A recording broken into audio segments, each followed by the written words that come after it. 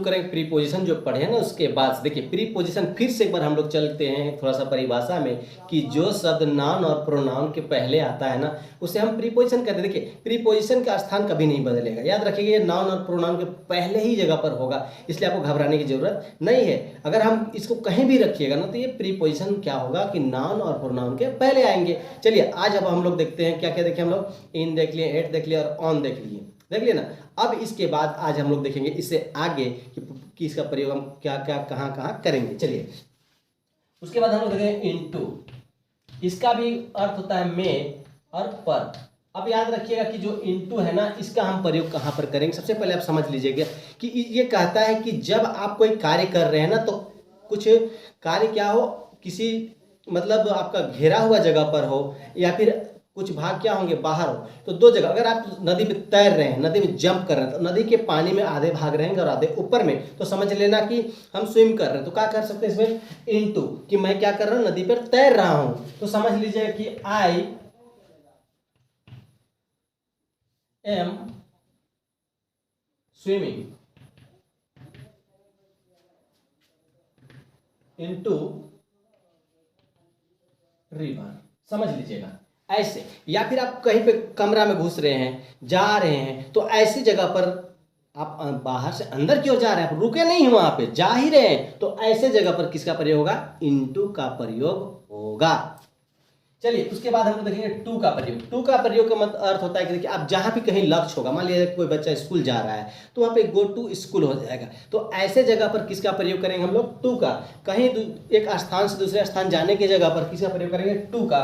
अब इसका प्रयोग हम इसके लिए भी करेंगे कि वर्ब, जैसे कि मान लो कि हमको एक बेचने के लिए कोई सामान है, लेकिन याद रखिएगा जब टू का प्रयोग करेंगे ना तो इसके बाद जो भी आएंगे ये तो हम पढ़ेंगे, लेकिन प्रीपोजिशन के अंतर्गत हम लोग ये देखेंगे कि टू आपको एक लक्ष्य बताने की ओर चलता है। जैसे टू देखिए इधर, I am going to school. अब आप देख लीजिए आप जा कहाँ रहे हैं, एक लक्ष्य आपका बना हुआ कि जाना कहाँ पर है, स्कूल पर, तो ऐसे जगह पर आप टू का प्रयोग कर सकते हैं। चलिए आगे देखते हैं प्रीपोजिशन के बाद। प्रीपोजिशन हम लोग पढ़ रहे हैं, प्रीपोजिशन हम लोग पढ़ रहे हैं, आगे देखते हैं क्या आता है। इसके बाद आएंगे हमारा आफ्टर, और उसके बाद आएगा बिहाइंड।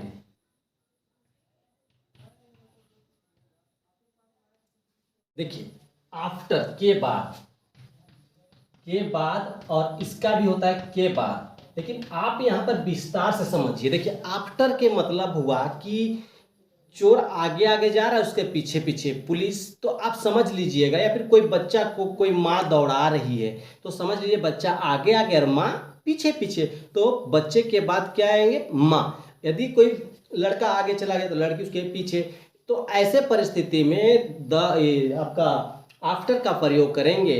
तो जब एक व्यक्ति के पीछे दूसरा व्यक्ति हो तो इसमें हम आफ्टर का प्रयोग करेंगे।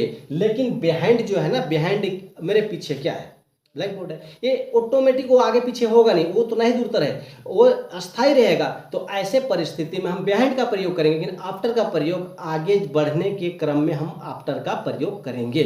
चलिए देखते चलते हैं।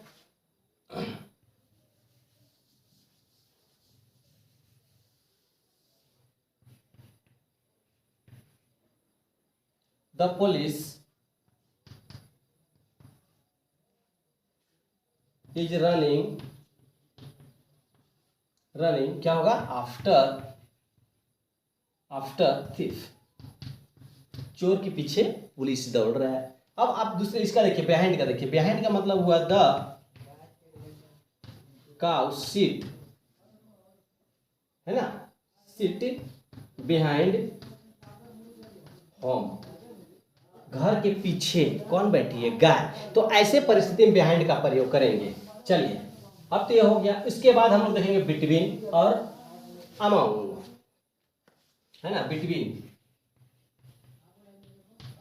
बिटवीन और अमाउंग। ये बिटवीन के बीच, दोनों का मतलब एक ही होता है, के बीच। अब देखिए बिटवीन का प्रयोग हम कहाँ पे कर सकते हैं, दो व्यक्ति के बीच में, मान लिया जाए ए है और ये बी है और ये सी है, तो ए और बी के बीच में कौन बैठा है? बी बैठा है। तो बी क्या होगा कि ये दोनों के बीच में बैठा था। ऐसे दो लोगों के बीच में जब कोई इंसान बैठता है, कोई चीज भी हो, तो हम इसमें बिटवीन का प्रयोग करेंगे। और अगर यहाँ पे बहुत सारे समूह, मान लो ए बी, इधर D E F G H, बहुत सारे हो, तो हम किसका प्रयोग करेंगे? अमोंग का।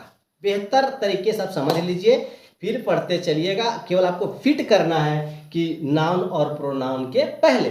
मान लिया जाए यहाँ पे बी बैठा है, किसके बीच में? ए और बी के, तो हम बिटवीन लगा देंगे। B is seat, B is seat between A and B. लेकिन यही रहेगा कि बी बैठा है किसके बीच में? इन लोगों के बीच में। तो कह सकते हैं कि B is seat among all, या टुगेदर, या क्राउड, बहुत सारे आप यहाँ पे वर्ड कर सकते हैं। तो ऐसे परिस्थितियों में हम अमोंग का करेंगे। जहाँ पर भीड़ में अकेला कोई बैठा हो, तो हम किसका प्रयोग करेंगे? अमोंग का। और नहीं तो बिटवीन का, दो लोगों के बीच बिटवीन का प्रयोग हमें करना है। चलिए अब हम फिर देखेंगे आगे, इसके आगे देखेंगे हम लोग ओवर, ओवर और एबव। हाँ, इसका मतलब होता है के ऊपर। अब समझिएगा, ओवर मतलब हुआ हमारे सर के ऊपर क्या जा रही है? हवाई जहाज जा रही है, हमारे सर के ऊपर छत है, तो जो भी ऊपर में होगा, है ना, उसे हम क्या कहेंगे? ओवर का प्रयोग करेंगे, है ना। चिड़िया उड़ रहा है हमारे सर के ऊपर से, हमारे छत के ऊपर से चिड़िया उड़ रहा है, तो ऐसे परिस्थिति में हम ओवर का प्रयोग करेंगे। लेकिन एबव का प्रयोग, एबव का प्रयोग जिसके हम क्या कर सकते हैं? सीमा से ओवर हो जाए। मान लिया जाए गिलास में हम पानी ले रहे हैं और जग से एक गिलास है ना, एक गिलास ले लिए हैं। अब गिलास से छोटा और जग है क्या? बड़ा। अब जग से हम पानी इतना डाल दिए कि गिलास से ऊपर हो गया, तो हम ऐसे क्या कर सकते हैं? इसको एबव। जैसे कोई व्यक्ति रोते रोते इतना रो देगा, कितना ज्यादा रो देगा कि उसके विषय में हम कल्पना नहीं कर सकते, उसे क्या कहेंगे? एबव। जिसकी हम गिनती नहीं कर सकते। समझ लीजिए, एक तरीके से अगर देखेंगे तो हम उसका गिनती या फिर उसकी अनुमान नहीं लगा सकते। इससे हम क्या कर सकते हैं? एबव कर सकते हैं। तो इसके ऊपर जैसे मान लिया जाए the bird is flying, flying over me, चिड़िया मेरे ऊपर उड़ रही है। हाँ, लेकिन ये हो गया कि आई हैव एबव वाटर, मेरे पास वाटर, मेरे पास क्या? अत्यधिक क्या है? जल है। तो ऐसे परिस्थिति में हम किसका प्रयोग करेंगे? एबव का। और जो ऊपर उड़ेंगे इसके विषय में हम किसके बात करेंगे? ओवर का। चलिए, ये तो हो गया। अब इसके बाद हम लोग देखेंगे विथ, फिर विथआउट। विथ देखिए, विथ का प्रयोग हम कहाँ पे करेंगे? के साथ। अगर हम समझना बात को, विथ का प्रयोग कहाँ पे करेंगे? जब हम किसी के साथ स्कूल चले गए हैं, किसी के साथ हम विद्यालय मतलब बाजार चले गए हैं, तो हम कह सकते हैं कि देखिए, एक आदमी, I will go to school with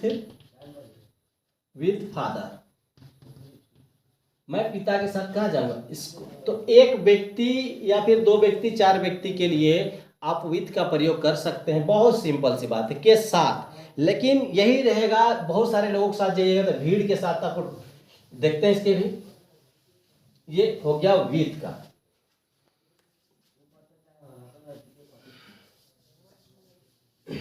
चलो, विथ। उसके बाद हम लोग देखेंगे ऑफ। देखिए, ये ऑफ का हम प्रयोग, ऑफ मतलब होता है कि बंद। समझ लीजिए, जिसे हम बिजली का स्विच ऑफ करेंगे तो क्या होगा? Switch off, the switch off the light, बिजली बंद कर दीजिए। तो ऐसे परिस्थिति में ऑफ का प्रयोग होगा। या फिर ध्यान दीजिएगा, अगर हमको टेबल से कोई सामान छोड़ने हैं या फिर उठाने हैं तो हम ऑफ का प्रयोग करेंगे।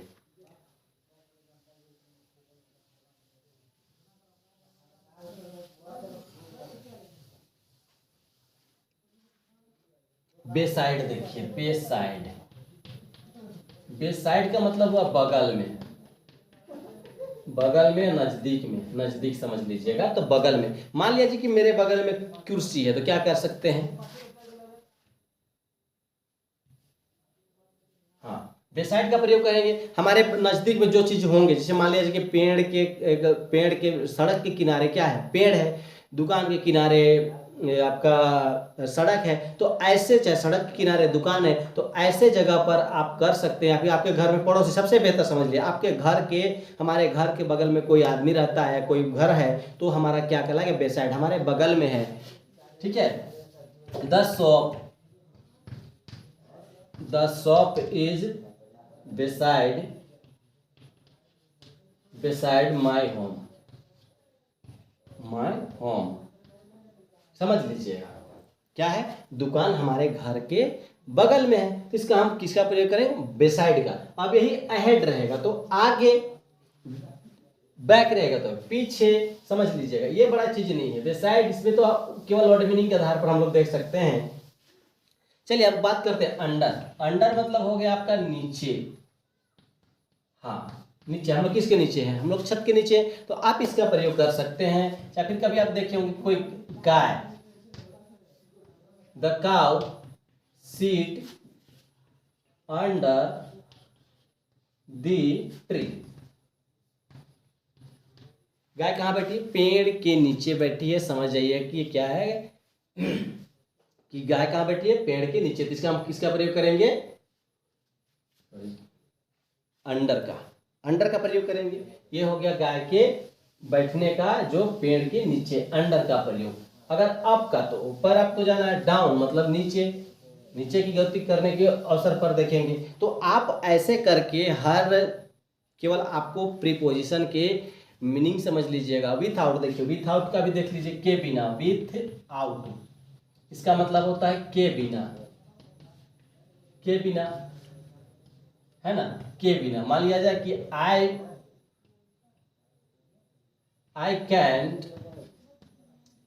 कैन नॉट लिव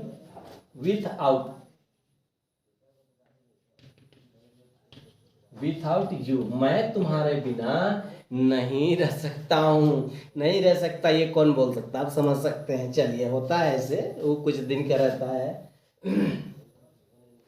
हाँ, एक के बिना, आप पेन के बिना नहीं लिख सकते। You can not write without pen. आप कलम के बगैर आप नहीं लिख सकते हैं, तो ऐसे जगह पर किसका प्रयोग करेंगे, विथ आउट का। ये कोई बड़ा चीज नहीं, प्रीपोजिशन तो आपको समझा दिया बस, इसलिए थोड़ा सा देखते चलिए, बाकी कुछ नहीं है। आप आराम से इसको आप बना सकते हैं, आप बेहतर कर सकते हैं, अनुमान है, आप लगे रहिए, हो जाएगा, कोई बड़ा चीज नहीं है। उसके बाद में आपका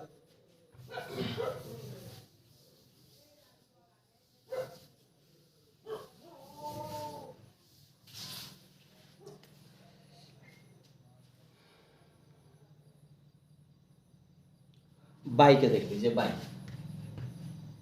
इसका प्रयोग हम कहाँ पे करेंगे, जब हम कभी ट्रेन में जा रहे हो, जब हम कभी साइकिल में जा रहे हो, तो ऐसे जगह पर किसका प्रयोग करेंगे हम लोग, बाई का।